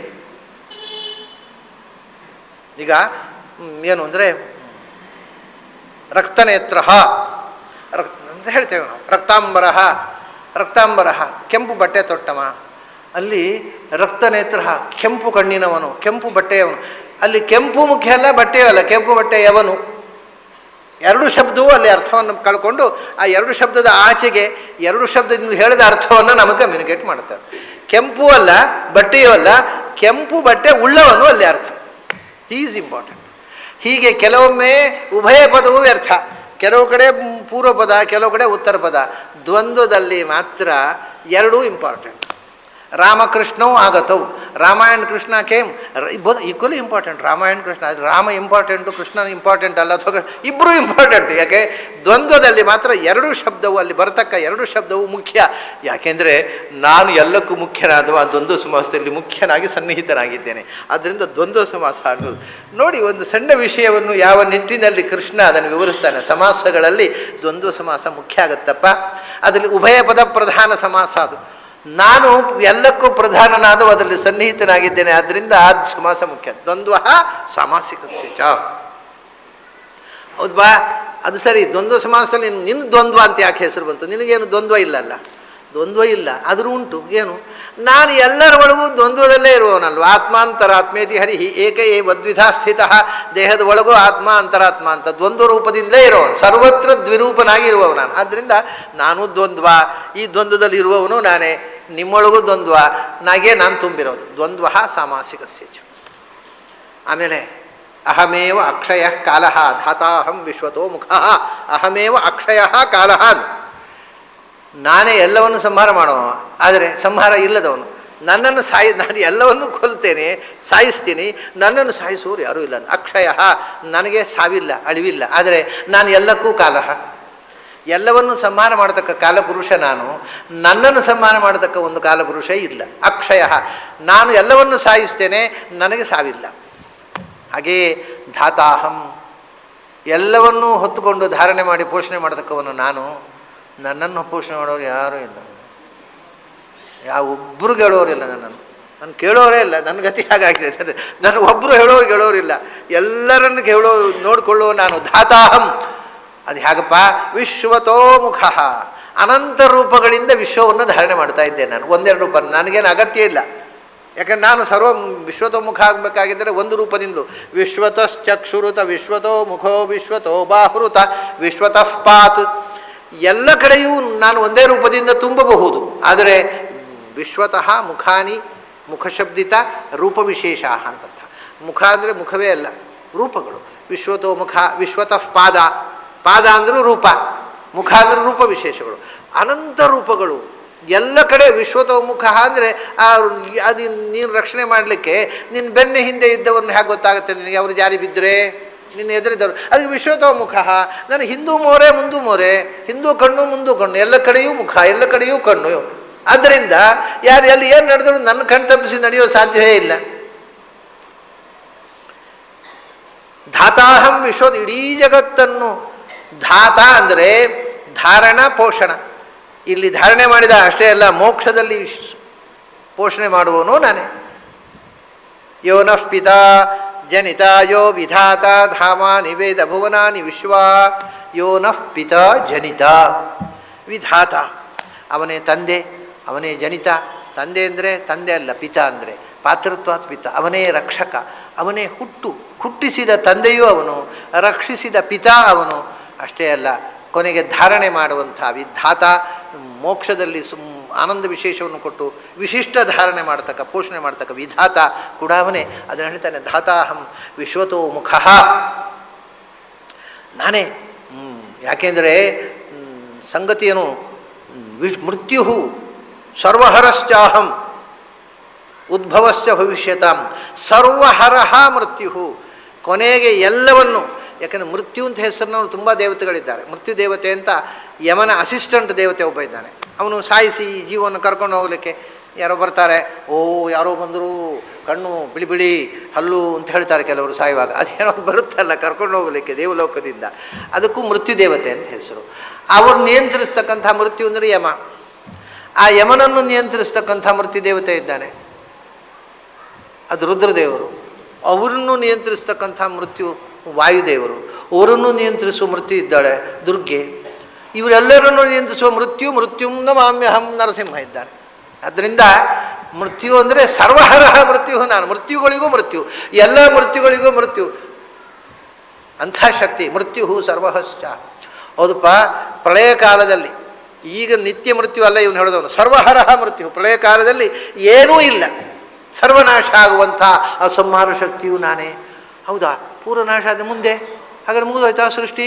ಮತ್ತು ಮುಂದೆ ನೆಕ್ಸ್ಟು ಉದ್ಭವಶ್ಚ ಭವಿಷ್ಯತ, ಮುಂದಿನ ಸೃಷ್ಟಿಯನ್ನು ಹುಟ್ಟು ಹಾಕುವವನು ನಾನೇ. ಪೂರ್ತಿ ನಾಶ ಮಾಡಿದೆ, ಮತ್ತೆ 31,104,000 ಕೋಟಿ ವರ್ಷ ಇತ್ತಲ್ವ ಇದು, ಮತ್ತೆ ಎಷ್ಟು ಸಮಯ ಇರಬೇಕು? ಅರ್ಥಾಯಿತು, ಓರ್ನೌಟು ಪೂರ್ತಿ ಝಾಡಿಸಿಬಿಟ್ಟೆ, ನಾಶ ಆಯಿತು.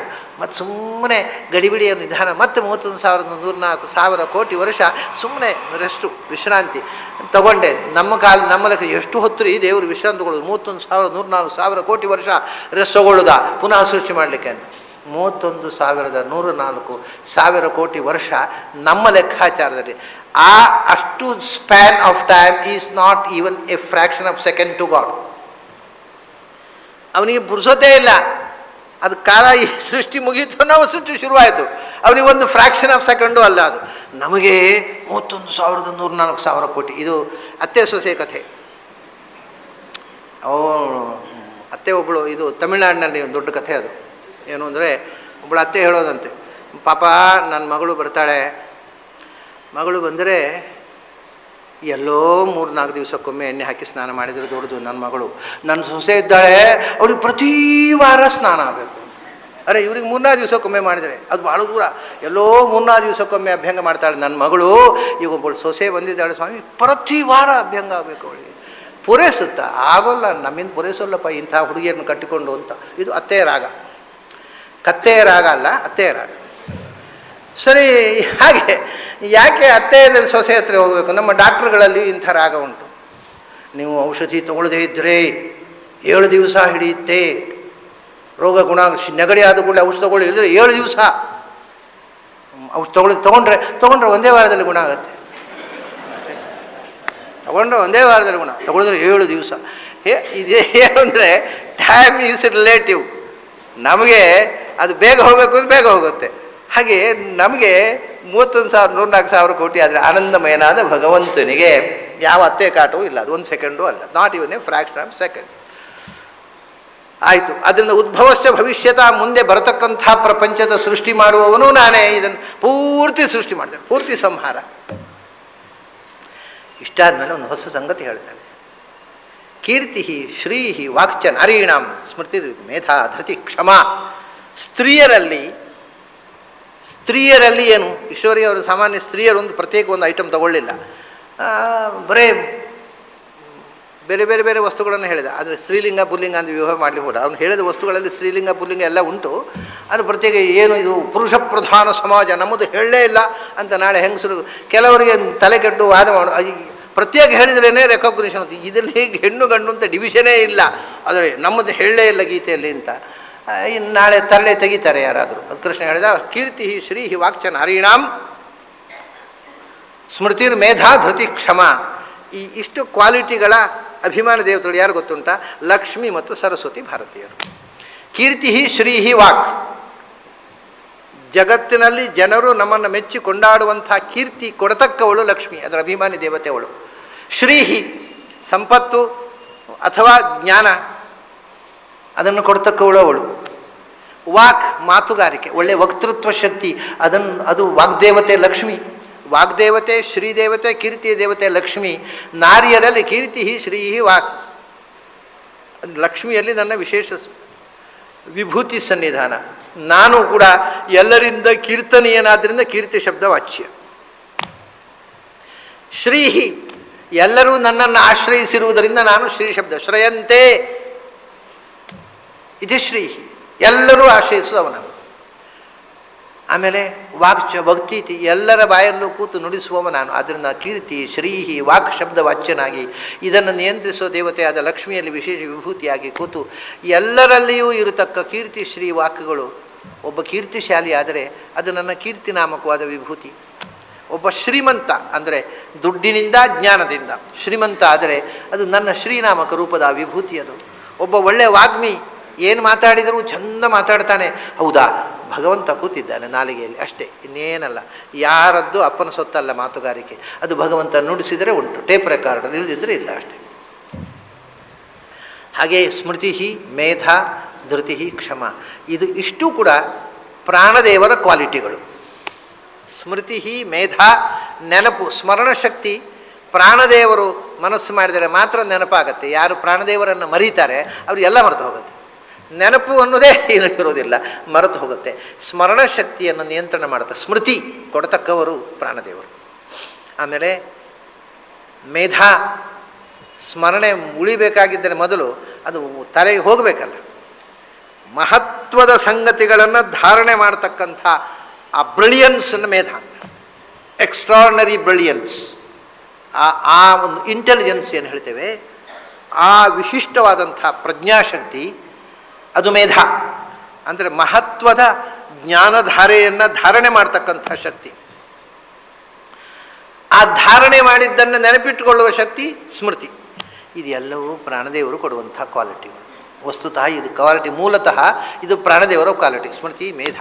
ಆಮೇಲೆ ಧೃತಿ, ಎಂಥ ಸಂದರ್ಭದಲ್ಲೂ ಎದೆಗೆಡದ ಗಡಸುತನ, ಎದೆಗಾರಿಕೆ. ಧೃತಿ ಅಂದರೆ ಕಾನ್ಫಿಡೆನ್ಸ್. ಕಾನ್ಫಿಡೆನ್ಸ್ ಬೇಕಲ್ಲ ಜೀವನದಲ್ಲಿ, ಏನು ಮಾಡಬೇಕಾದ್ರೂ ಒಂದು ಕಾನ್ಫಿಡೆನ್ಸ್ ಬೇಕು. ಕಾನ್ಫಿಡೆನ್ಸ್ ತಪ್ಪಿದರೆ ತುಂಬ ದೊಡ್ಡ ವಿದ್ವಾಂಸ, ಚೆನ್ನಾಗಿ ಶಾಸ್ತ್ರ ಓದಿರ್ತಾನೆ, ಆದರೆ ನಾನು ಓದಿದ್ದನ್ನು ನಾನೀಗ ಸಭೆಯಲ್ಲಿ ಕೂತು ಹೇಳಲಿಕ್ಕಾಗುವಾಗ ನೆನಪಾಗದೇ ಇದ್ದರೆ ಅಂತ ಒಂದು ಸಂಶಯ ಬಂದರೆ ಸಭಾಕಂಪ ಶುರುವಾಗುತ್ತೆ, ನರ್ವಸ್ ಆಗ್ತಾನೆ. ಬರುವುದೇ ಇಲ್ಲ, ಕಡೆ ತಡವರಿಸುವುದೇ. ಸೊ ಗೊತ್ತಿರುವುದು ಮಾತ್ರ ಅಲ್ಲ ಮುಖ್ಯ, ಗೊತ್ತಿಲ್ಲದೆ ಇದ್ರೂ ನಡೆಯುತ್ತೆ ನಿಮಗೆ ಕಾನ್ಫಿಡೆನ್ಸ್ ಇದ್ದರೆ. ಕಾನ್ಫಿಡೆನ್ಸ್ ಇಲ್ಲದೆ ಇದ್ದರೆ ಗೊತ್ತಿದ್ರೂ ನಡೆಯೋಲ್ಲ. ಆದ್ದರಿಂದ ಆತ್ಮವಿಶ್ವಾಸ ಅಂತ, ನನ್ನ ಮೇಲೆ ನನಗೆ ಭರವಸೆ, ಅದು ಯಾರು ಕೊಡಬೇಕು? ಭರವಸೆ ತುಂಬುವವರು ಯಾರು ತುಂಬಿಸೋರಿಲ್ಲ, ಪ್ರಾಣದೇವರು ಅದನ್ನು ಕೊಡುವರು. ಆತ್ಮವಿಶ್ವಾಸ ಕೊಡುವವರು ಪ್ರಾಣದೇವರು. ಅದನ್ನೆಲ್ಲ ಬುದ್ಧಿ ಬಲಂ ಯಶೋ ಧೈರ್ಯಂ ನಿರ್ಭಯತ್ವಂ ಅರೋಗ ಧೈರ್ಯಂ ಅದೆಲ್ಲ ಕೊಡುವರು. ಧೃತಿ, ಆಮೇಲೆ ಕ್ಷಮಾ, ಇದು ಕೂಡ ಇದು ವಾಸ್ತವಿಕವಾಗಿ ಭಾರತಿ, ಇದಕ್ಕೆ ಅಭಿಮಾನಿ ದೇವತೆ ಮತ್ತು ಪ್ರಾಣದೇವರು. ಕ್ಷಮಾ, ಟಾಲರೆನ್ಸ್ ಟು ದ ಕೋರ್, ಎಂಥ ಪ್ರಸಂಗದಲ್ಲೂ ತಾಳ್ಮೆ ತಪ್ಪದೇ ಇರುವುದು, ಎಂಥ ಪ್ರಸಂಗ ಬಂದರೂ ಅಪ್ಸೆಟ್ ಆಗದೇ ಇರುವುದು. ಬಹಳ ಆರೋಗ್ಯವಂತರ ಲಕ್ಷಣ ಅದು. ನಾವು ಅಪ್ಸೆಟ್ ಆಗೋದು ಅಂದರೆ ಏನು ಅರ್ಥ? ಬಿ ಪಿ ಜಾಸ್ತಿ ಆಗೋದು ಅಂತ ಅರ್ಥ. ಅಪ್ಸೆಟ್ ಆಯಿತು, ನನಗೆ ತಲೆ ಬಿಸಿ ಆಯಿತು ಅಂದರೆ ಕಾಲಿನ ತಲೆ ತನಕ ನೆತ್ತರಿಯಲ್ಲಿ ಶುರುವಾಯಿತು ಅಲ್ಲಿಗೆ. ಆದ್ದರಿಂದ ಇಂಪೇಷಂಟ್ ಆಗ್ತಾನಲ್ಲ, ಇಂಪೇಷಂಟ್ ಆಗುವುದು ಒಬ್ಬ ಪೇಷಂಟೇ. ಪೇಷಂಟ್ ಆದವನು ಮಾತ್ರ ಇಂಪೇಷಂಟ್ ಆಗ್ತಾನೆ. ಅವನು ಪೇಷಂಟ್ ಅಲ್ಲದೇ ಇದ್ದರೆ ಈ can never become impatient, always he will be patient. ಅದು ಒಂದು ಪೇಷನ್ಸ್ ಇರುತ್ತದೆ. ಎಂಥ ಪ್ರಸಂಗದಲ್ಲಿಯೂ ಧೈರ್ಯ ಕಳಕೊಳ್ಳದೆ ಆತ್ಮವಿಶ್ವಾಸದಿಂದ ಬದುಕತಕ್ಕಂಥದ್ದು. ಅದು ಇಲ್ಲ ಅಂದರೆ ತಾಳ್ಮೆ ತಪ್ಪಿ ಹೋಗುತ್ತೆ, ಅಪ್ಸೆಟ್ ಆಗೋದು, ಪ್ರತಿಯೊಂದಕ್ಕೂ ಅಪ್ಸೆಟ್ ಆಗೋದು. ಅದು ಒಂದು ರೋಗದ ಲಕ್ಷಣ. ಪ್ರಾಣದೇವರು ರೋಗ ನಿರೋಧಕ ಶಕ್ತಿಯನ್ನು ಕಮ್ಮಿ ಮಾಡಿದಾಗ ಇದೆಲ್ಲ ಬರುವುದು. ಹಾಗಾಗಿ ಇದು ಪ್ರಾಣದೇವರ ಕ್ವಾಲಿಟಿ. ಇದು ಪ್ರಾಣದೇವರ ಕ್ವಾಲಿಟಿ ಆದರೂ ಇದರ ಅಭಿಮಾನಿ ದೇವತೆ ಭಾರತಿ. ಅದರಿಂದ ಭಾರತೀಯ ಸರಸ್ವತಿಯರು ಏನು ಹೇಳಿದಾಗಾಯಿತು? ಕೀರ್ತಿ ಶ್ರೀ ವಾಕ್ಚ, ಆಮೇಲೆ ಮುಂದೆ ಹೇಳಿರ್ತಕ್ಕಂಥ ಸ್ಮೃತಿ ಮೇಧ ಧೃತಿ ಕ್ಷಮ, ಇವು ಲಕ್ಷ್ಮಿ ಸರಸ್ವತಿ ಭಾರತೀಯರ ವಿಶಿಷ್ಟವಾದ ಕ್ವಾಲಿಟಿಗಳು, ಅವರಿಂದ ಬರುವಂಥದ್ದು. ಅದರಿಂದ ನಾರೀಣಾಂ ಮಧ್ಯೆ ನನ್ನ ವಿಶಿಷ್ಟ ವಿಭೂತಿ ಅಂದರೆ ಇದೇ ಮೂರು ಅಂತ ಹೇಳಿದರು. ಪರಶುಕ್ಲದಲ್ಲಿ ಸೇರಿದ್ರು ಲಕ್ಷ್ಮಿ ಸರಸ್ವತಿ ಭಾರತೀಯರು. ಅವರು ಕೊಡ್ತಕ್ಕಂಥ ಕ್ವಾಲಿಟಿ ನಿಮ್ಮಲ್ಲಿ ಇದ್ದರೆ ಅದು ಲಕ್ಷ್ಮೀ ಸರಸ್ವತಿ ಭಾರತೀಯರ ಮೂಲಕ ನಾನು ನಿಮ್ಮಲ್ಲಿ ಕೊಡ್ತಾ ಇದ್ದೆ. ಹೀಗೆ ಒಂದು ವಿಶಿಷ್ಟವಾದಂಥ ವಿಭೂತಿಯ ಚಿಂತನವನ್ನು ಭಗವಂತ ಕೊಟ್ಟ. ಇನ್ನೂ ಬಹಳ ಮಹತ್ವದ ಕೆಲವು ವಿಭೂತಿಯ ಮುಖವನ್ನು ಹೇಳ್ತಾನೆ ಕೃಷ್ಣ. ಅದನ್ನು ಮತ್ತೆ ನಾವು ನಾಳೆ ಸೇರಿದಾಗ ನೋಡೋಣ. ಅಲ್ಲಿ ತನಕ ನಿಮಗೆಲ್ಲ ಅಭಿನಂದನೆಗಳು ಮತ್ತು ಅಭಿವಂದನೆಗಳು.